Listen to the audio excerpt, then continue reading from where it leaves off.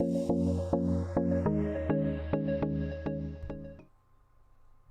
everyone, it's Narissa from Kitty's Apothecary, and today I wanted to talk about 3 mistakes I see when it comes to Etsy listings and whether those listings are optimized for SEO.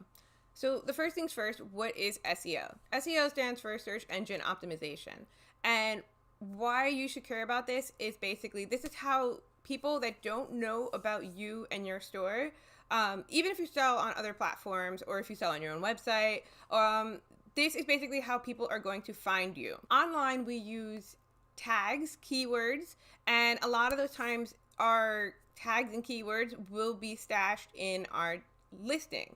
And that sends the strongest signals to Etsy and Google and other search engines. So the first mistake I see on Etsy is the listing titles. Essentially, I will see titles that are too vague, they're not descriptive enough, maybe they're not filling in the entire space that's provided, or they are too detailed and not broad enough, so it's not coming up in search terms. So for example, sometimes I'll see product listing titles with a name that was given to the item to match, say, a product line, but it doesn't necessarily describe what that item is. So if it's jewelry, they'll name the jewelry like the Sarah necklace, but it doesn't say whether that necklace is silver or gold and what type of materials or stones are in the item itself.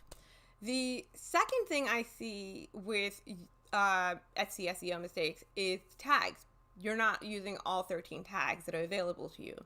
You want to fill in all those tags, and you want to fill in as much space for the title without being too redundant. Like, you don't want to reuse the same words because that's spammy, and you'll actually hurt your results because the computer either will see it as spam or it's just taking up space that could have been used for maybe a better, stronger word that people search for to help you get found.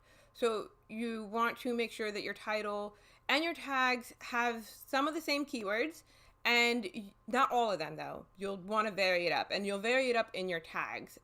But your strongest, most effective keywords should be in your title and your tags. So for example, if you're selling jewelry, you would want to use the type of jewelry, like the materials, for example, whether it's silver, whether it's gold, platinum, whatever.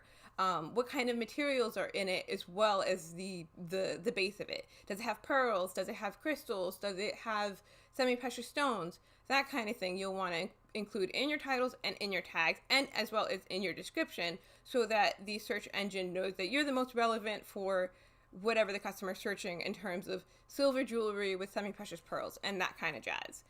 Or if you're selling creams or soaps, cold pressed soap that's organic, has essential oils, that kind of jazz. And the last thing I see that people aren't really doing, especially with the newer shops, you want to have at least 5 images, but preferably 10 images.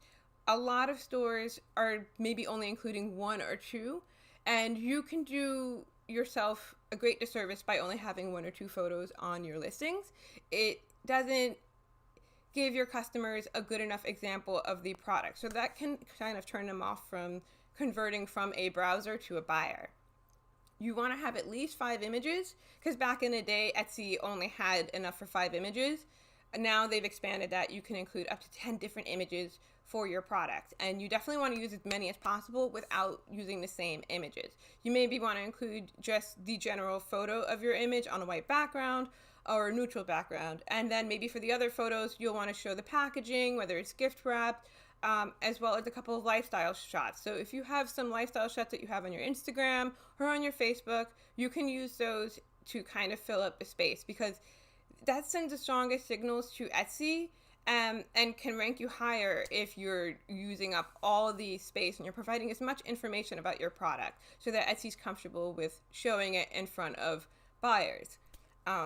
So yeah, those are the 3 mistakes that are very, very easy to fix. You can use tools like eRank or Marmalade to figure out your titles and tags and whether they are effective for your listings. But yeah, with a couple of those tweaks, you should be seeing some sales and a lot of traffic. If you have any questions, drop it in the comments below. If this was informative and you like it, feel free to like and subscribe, and maybe even share it with some friends. Thanks so much for your time. Love you. Bye.